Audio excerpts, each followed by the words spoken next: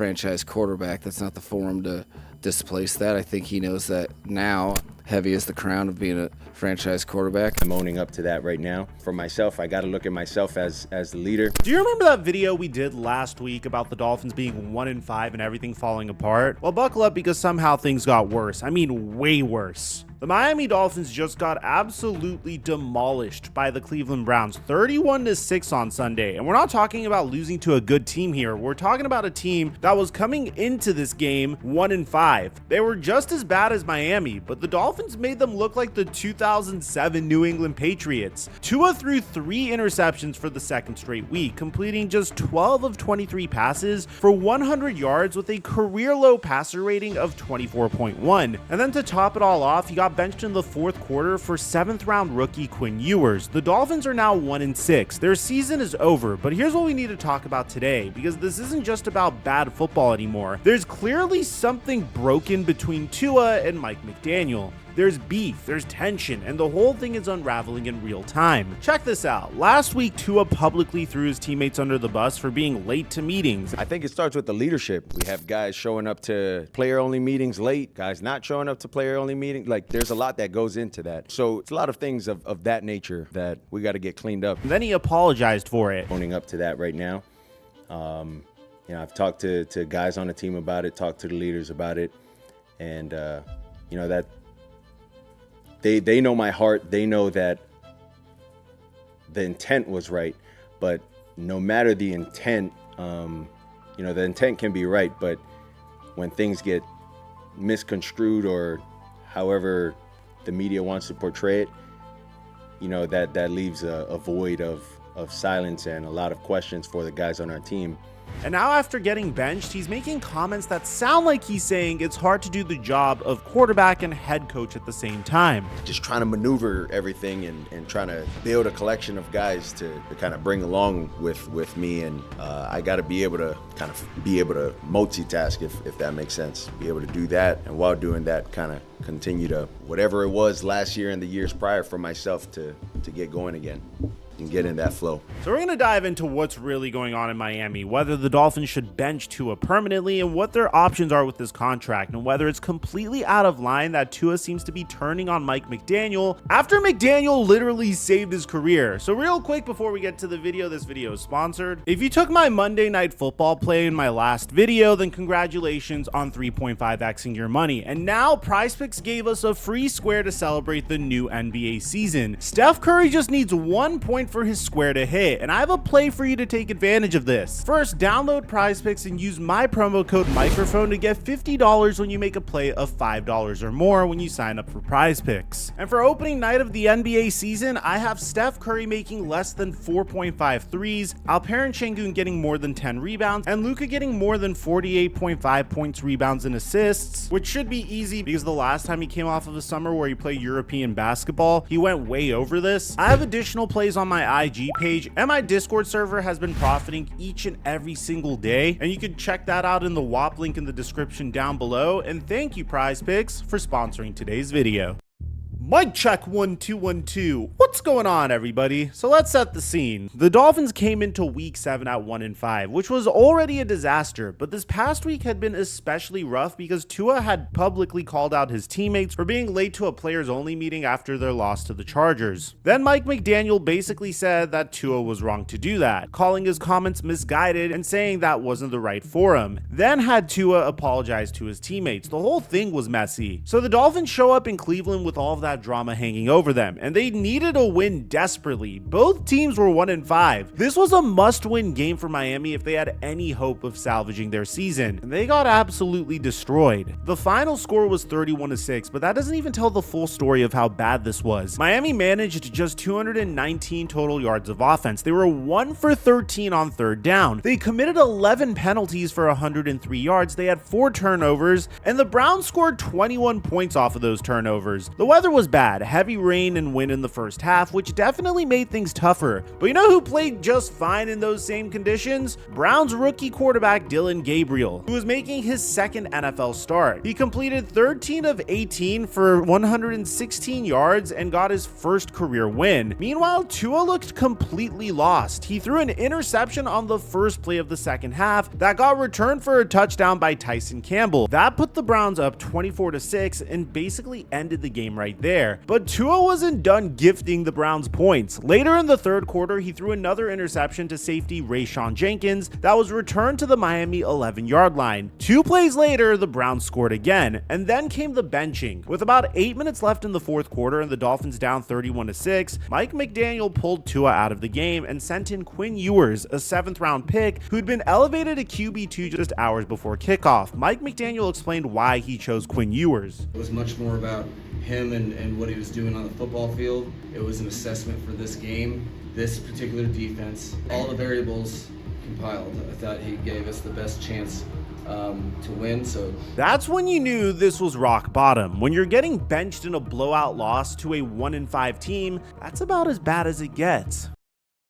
So let's talk about Tua, because this has become a pattern. He's now thrown 10 interceptions in 7 games this season. He's had 2 3-interception games in the past 2 weeks. According to statistics, Tua has the most games with 2+ interceptions in the NFL since 2022. He's done it 12 times. For context, he threw only 7 interceptions in 11 games last year. His passer rating was 101.4. He looked like a legitimate franchise quarterback. Now, he leads the entire NFL in interceptions, and his decision making has completely fallen apart. And here's the thing, some of these picks aren't entirely his fault. Weather was brutal in Cleveland. The offensive line isn't giving him great protection. Oh, wait, well, actually, this looks like pretty good protection to me. But he's playing without Tyreek Hill, who's out for the season. I mean, yeah, these are rational excuses, but at the same time, he still has Darren Waller, Jalen Waddle, Devon Achane giving him incredible run support, which makes the play action even more threatening. You can't keep making these excuses for him. And after the game, he admitted that he wasn't happy with his play, saying, "Definitely not happy, not proud of where I'm at with my play, with how I've gone about things this year. I know I've got to be a lot better, and I've been better for the Miami Dolphins in years past. But this isn't years past. This is this year." But here's where it gets really messy. Let's walk through what happened over the past week, because this timeline is really crazy. I mean, in week 6, they lose to the Los Angeles Chargers, and Tua goes off in his post-game press conference and publicly throws his teammates under the bus. We have guys showing up to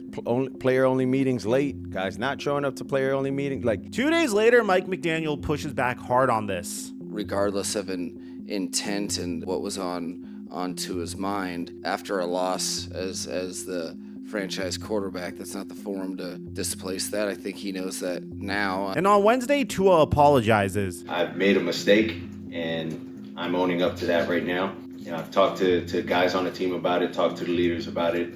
They know my heart. But at that point, the damage was already done. On Sunday, Tua throws 3 picks, looks completely lost, and gets benched. And then after the game, he makes this comment. I got to be able to multitask, if that makes sense. Whatever it was last year and the years prior for myself to get going again and get in that flow. Now, multitask is a really interesting word choice, and analyst Chris Kaufman picked up on this immediately. This multitask remark felt like Tua saying he's having trouble doing the job of quarterback and head coach at the same time. You can fire both the QB and head coach into the sun if you'd like, but it is and has been clear that there's an issue between the two. So think about what Tua just did here. He threw his teammates under the bus publicly. Then he had to apologize. Then he went out and played his worst game of the season and got benched. And now he's making comments that sound like he has to do Mike McDaniel's job and his own job. That's not taking accountability, that's deflecting blame. And it's a really bad look for a guy who just a week ago was criticizing his teammates for not being accountable. And here's where things get really complicated. Could the Dolphins even move on from Tua if they wanted to? Well, his contract suggests otherwise.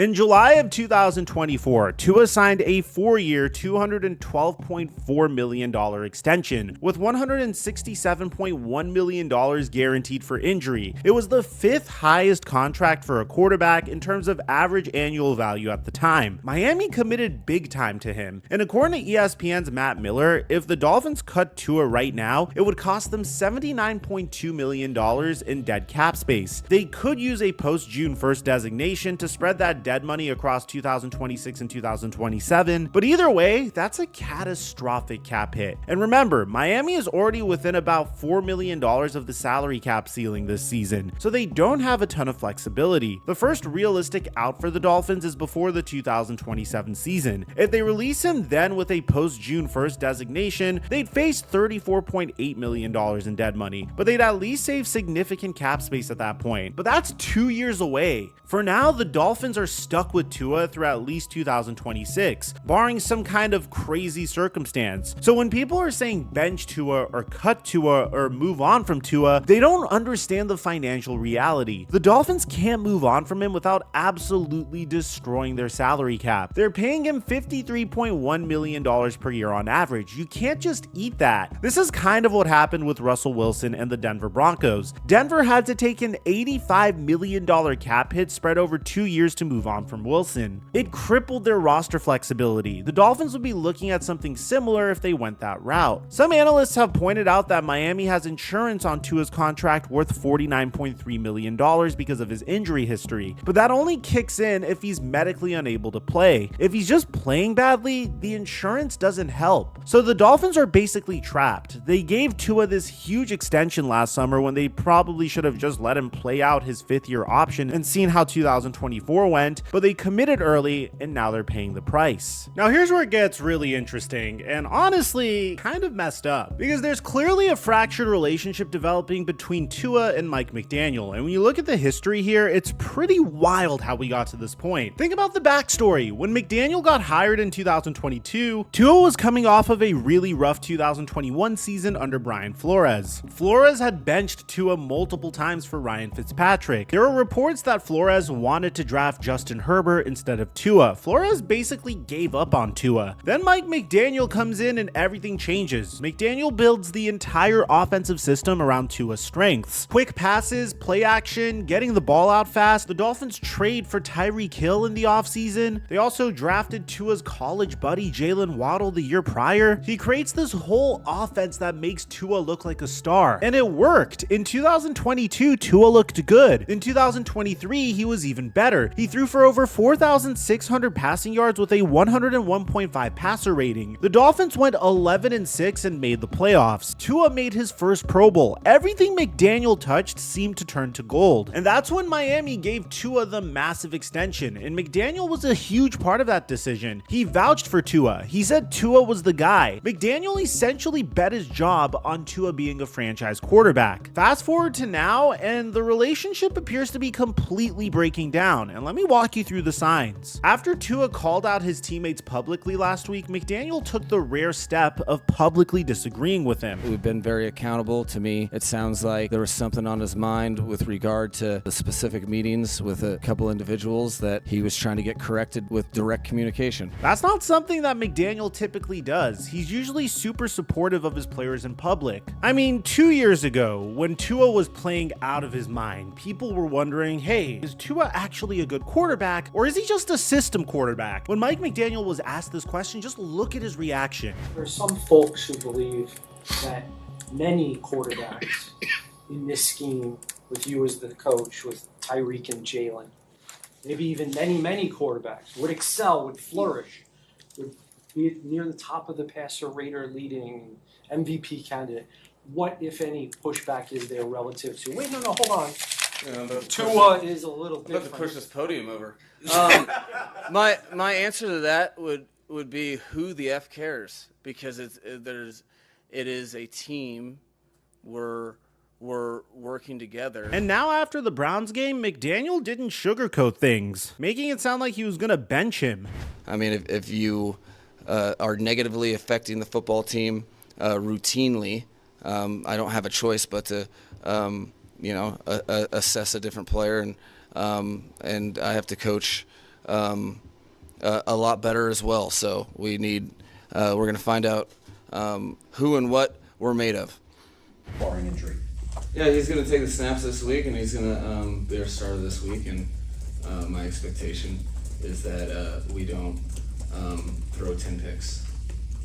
And to be honest, I don't blame McDaniel. I mean, this isn't just one bad game. This is multiple bad games after Tua seems to have taken multiple opportunities to throw his teammates under the bus and the head coach that got him a huge, life-changing contract that guarantees him and his bloodline generational wealth for years to come. Tua betrayed both of these people, and even despite that, Mike McDaniel still backed him up until recently. This isn't about one bad game anymore. This is multiple instances of betrayal, Tua constantly hurting the team on the field and off of the field with his comments, and betraying the people that made him who he was. I can't get over this. This is a head coach that literally saved his career when Brian Flores had given up on him. Mike McDaniel brought Tua back and made him look like a Pro Bowl QB. He got him paid, and now when things are going bad, it feels like Tua is starting to turn on the guy who did everything for him. Is that fair to McDaniel? Like, this is the coach that completely rebuilt your career. This is the guy who vouched for you to get $212 million. He could have easily came out and said, yeah, any quarterback would succeed in this system, but he didn't. And now you're going to throw him under the bus when things get tough? I'm not saying McDaniel is blameless. He's made mistakes. The culture issues, the lack of adjustments, the penalties, that's all on him. But there's something that really feels off about Tua publicly questioning McDaniel's leadership after everything Mike McDaniel did for him. So now here's the question. Should the Dolphins bench Tua permanently? From a pure football standpoint, you could make the argument. He's thrown 10 interceptions in 7 games. His passer rating is in the basement. He's turning the ball over at critical moments. The offense can't score touchdowns. Miami has only managed 2 field goals in their last 2 losses. At some point, you have to try something different. But here's the problem. Who are you benching him for? Quinn Ewers is a 7th round rookie who had a shaky career at Texas. He went 5 for 8 for 53 yards in garbage time against the Browns, but he's not ready. Zach Wilson was the backup before Ewers. And to be honest, Zach Wilson has been a disaster everywhere he's played. So what do you do? Are you going to pay Tua $53 million per year to sit on the bench? That doesn't make any sense either. I think what's going to happen is this. Tua is going to keep starting because the Dolphins don't have a choice, but the leash is going to get shorter and shorter. And if the losses keep piling up, which they probably will, then at some point later this season, maybe week 12 or 13, McDaniel might say screw it and give Ewers or Wilson some starts just to see what they have. But for next week, the Dolphins play the Falcons, and I'd bet money that Tua is the starter. McDaniel basically has to ride this out and hope Tua figures something out, even though there's no real evidence that that's going to happen. The more interesting question is what happens in the offseason. If the Dolphins finish 4-13 or 5-12, are they going to draft a quarterback high? Because remember, they can't cut Tua without destroying their cap, but they could draft someone and basically force a competition in training camp 2026. And I think that's a fairly realistic scenario, which is bringing in a rookie to push Tua. And if Tua doesn't respond, you can make the switch mid-season next year when the cap hit becomes more manageable. But we have to talk about Mike McDaniel because his job might be in more danger than Tua's right now. Look, McDaniel's in year 4. He went 9-8 during his first year, 11-6 during his second year, then 8-9 last year, and now they're 1-6 this year. That's a clear downward trend. And all the stuff that made him look like a genius in 2022 and 2023, it's not working anymore. The offensive scheme that was putting up video game numbers, it's been figured out. Miami's 21 personnel package, which was a huge part of their success, completely fell apart last year, dropping from the 4th best in the league in EPA to dead last. And then there's the culture issues. Reports from last season said that 5 players accounted for half of the team's internal fines for being late to meetings and other infractions. McDaniel's players coach approach was great when they were winning, but now that they're losing, it doesn't feel like he's got control over the locker room. And honestly, you could just tell based off of listening to this guy giving post-game interviews. It can't continue to go on like this, and it's already gone on too long. So what happens next? Where do the Dolphins go from here? Realistically, their season's over. They're 1-6, and even if they somehow go 10-0 the rest of the way, they'd still probably miss the playoffs. It's done. So the question becomes, what do they do with the rest of the season? Option 1 is stick with Tua and McDaniel, finish out the year, and then blow it up in the offseason. Fire McDaniel, maybe fire GM Chris Grier, draft a quarterback high, and start over. Option 2 is make a change at quarterback in the middle of the season. Give Ewers or Wilson some starts to see see what you have. Maybe one of them shows something and gives you hope for the future. And option 3 is make a change at head coach mid-season. Fire McDaniel now and let an interim coach finish out the year. Send a message that this performance isn't acceptable. I think they're going with option 1. McDaniel gets the rest of the season because ownership doesn't want to look impulsive. Tua keeps starting because they're paying him $53 million and there's no better option. And then in January, they clean house and start fresh. The wild card is their owner, Stephen Ross. Reports say that he's been frustrated for a while now. If the Dolphins get embarrassed a few more times, like another 31-6 type of loss, Ross might decide that he can't wait until January to make a change. As for Tua, I think he's the starter through the end of this season, but in the offseason, Miami absolutely should draft a quarterback. Even if they can't cut Tua because of the contract, they need to create some competition. Bring in a rookie and tell Tua that this is your last shot, and if you don't get it together, we're moving on. Because here's the thing, Tua is 27 years old. He's in year 6. At some point, you are who you are, and right now, Tua looks like a guy who needs everything around him to be perfect in order to succeed. Perfect offensive line, perfect weapons, perfect scheme, perfect weather, and when any of those things aren't perfect, he completely falls apart. I've been very critical about my Dallas Cowboys throughout my entire career doing sports commentary. I've been critical about the amount that they paid Dak Prescott. I've been critical about their playoff performance, but I will say this, at least when you have Dak Prescott under center, CeeDee Lamb could go out and you still are in games. Ezekiel Elliott could leave the team or become washed and you're still in games. You could have the worst defense in the NFL and you could still potentially beat a top tier team. Dak Prescott keeps you in games no matter what's happening around him. It doesn't matter if he's playing with a backup offensive line. It doesn't matter if Tyron Smith leaves for the Jets or Zach Martin retires in the offseason. No matter what the circumstances, Dak Prescott gives you a chance at winning. But in the case of Tua, it seems like everything around him needs to be perfect for the Dolphins to have a fighting chance. And even with a head coach that believes in him, a first-round wide receiver that he went to college with, a top-tier tight end, and one of the best running attacks in the game, nothing seems to be working for Tua. So let me know in the comment section down below if you're a Dolphins fan, what do you think they should do? Aside from that, I'm your boy Mike, and I'm dropping our mic until our next upload.